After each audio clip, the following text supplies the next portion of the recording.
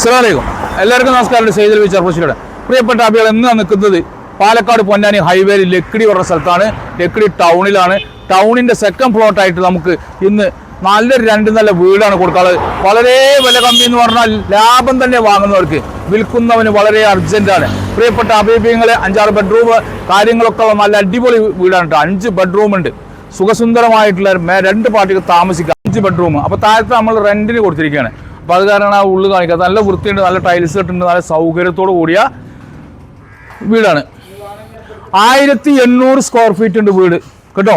മാത്രമല്ല ചുറ്റും മതിൽ കാര്യങ്ങളൊക്കെ ഉണ്ട്. 4.5 സെന്റ് സ്ഥലമാണ്. പാർട്ടികൾ കാണാൻ വരുമ്പോൾ എന്ത് ചെയ്യാം, നേരിട്ട് വരിക കാണാം.